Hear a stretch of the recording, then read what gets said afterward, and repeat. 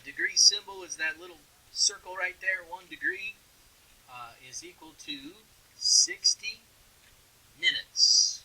Yes, the single apostrophe is minutes.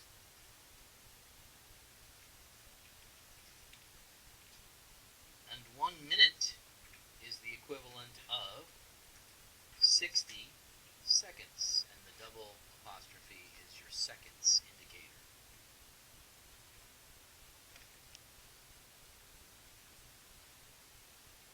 Now you all know that you can break up a circle into 360 degrees. Each one of those pieces can be broken up further. First, we can take that single degree and break it up into 60 little pieces called minutes. We can take each one of those minutes and break it up into 60 little pieces called seconds. What the heck does that sound like?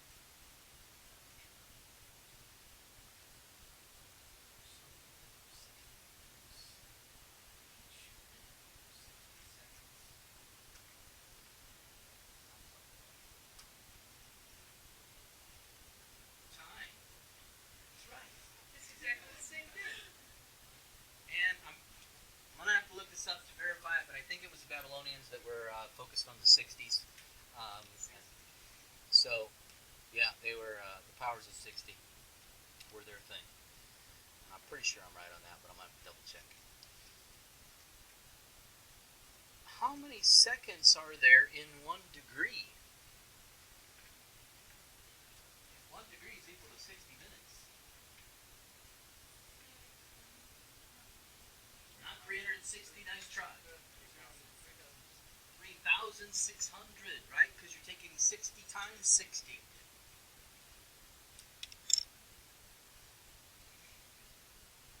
Right? That's 60 times 60.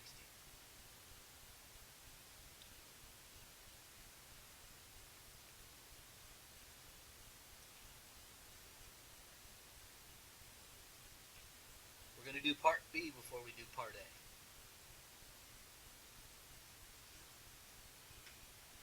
We're going to take 42 degrees, 24 minutes, 36 seconds and change it into all degrees. Well, I'm really hoping that you know that your answer should be 42 point something. How do I know it's supposed to be 42 point something? Yeah, they're all going to be fractions after that. But we know we have a whole number of degrees, 42. So, how do we convert 24 minutes into degrees? We're changing it back into its degree format. Divide by 60. Excellent choice.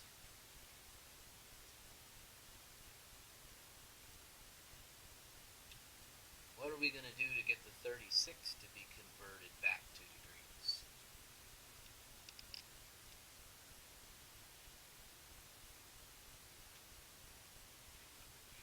Yeah, divide by 3,600. Go.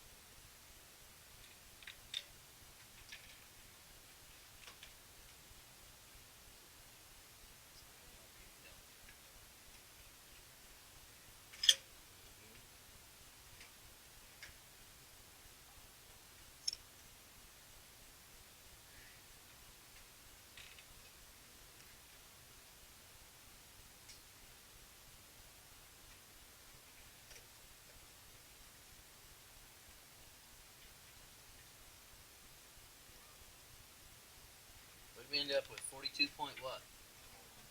41. 42.41. Okay. Any questions about that?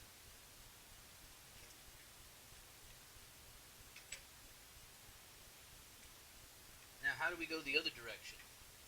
We've got 37.425 degrees. We're going to try to convert this into so many degrees, so many minutes, and so many seconds. We definitely know, good idea. We definitely know the first one. Everybody should know we've got 37 degrees.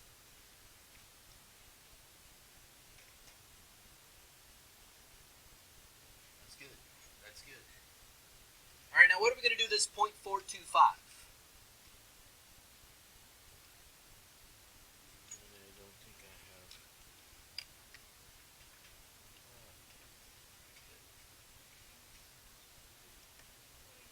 What are we going to do with that 0.425?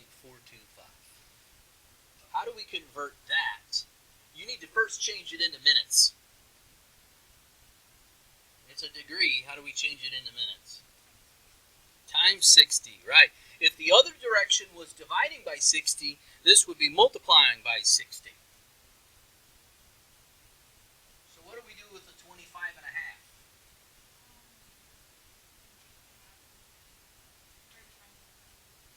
Good. You know what I was waiting for? Same thing I heard fifth period. Round it. Okay.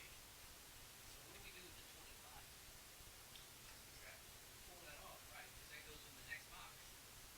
That's how many whole minutes we have. 25.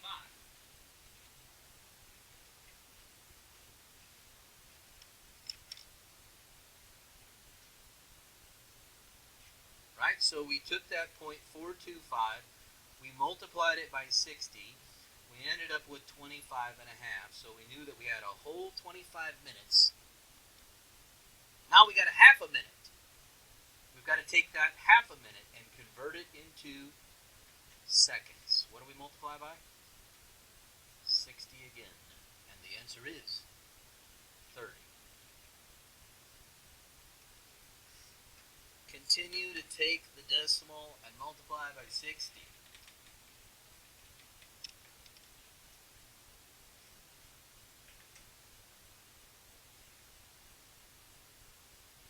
We're obviously not going to get through all these notes today, folks, so you can do a few homework problems, odds 1 through 45. You can do some of them, but you're not going to get through all of them. So just keep that in mind.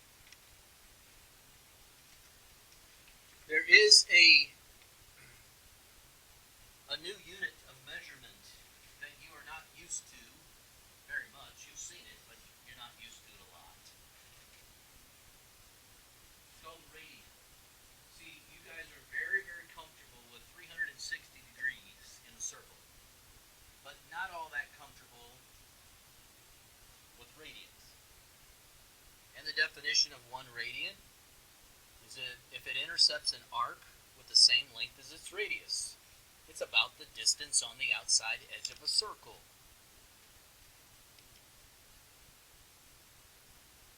Now, if the radius is equal to, let's suppose that the radius were equal to 1. We would call that a unit circle. Have you heard that term before?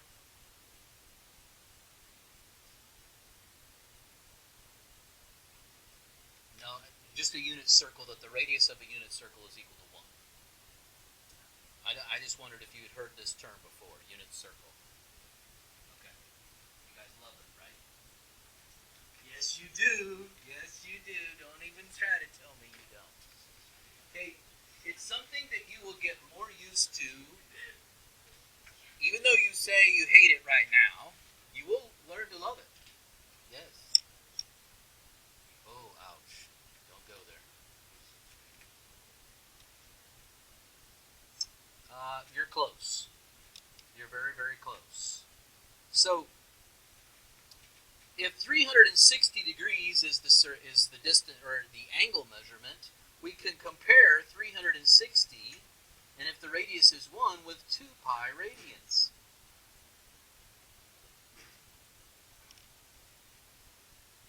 Which means that 180 degrees is equal to how many pi radians? 1 pi radians. You'll see that fact on the beginning of the SAT. 6.28 approximately, but you've got the right idea.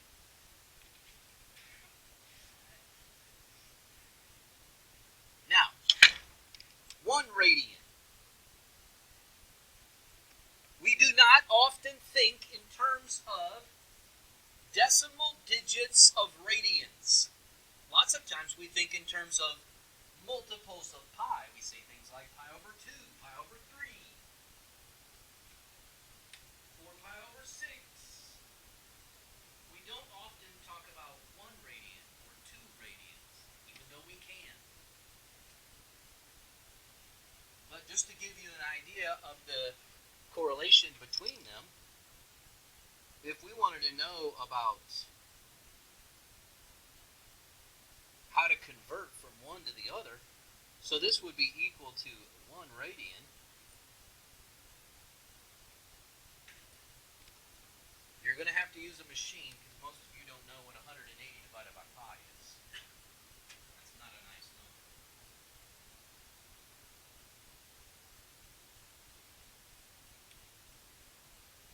Now you should know approximately what it equals because you all know that pi is about 3, right? Close, right? And what's 180 divided by 3? So you should all know that this is close to 60. So when you type it on your calculator, it should make sense in your mind. Oh, yeah, that's close to 60. What'd you get? Yeah, 57.3.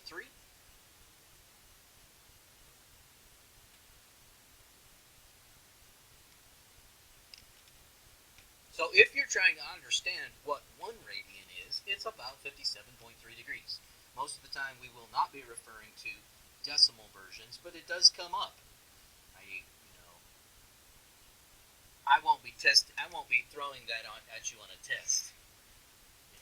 What's 1.25 radians in degree? That kind of thing. Okay, so example 2 can be done, and we won't get through all of this, obviously. But example 2, and do me a favor, if we're working on notes, 234 and a half is a pretty good stopping point.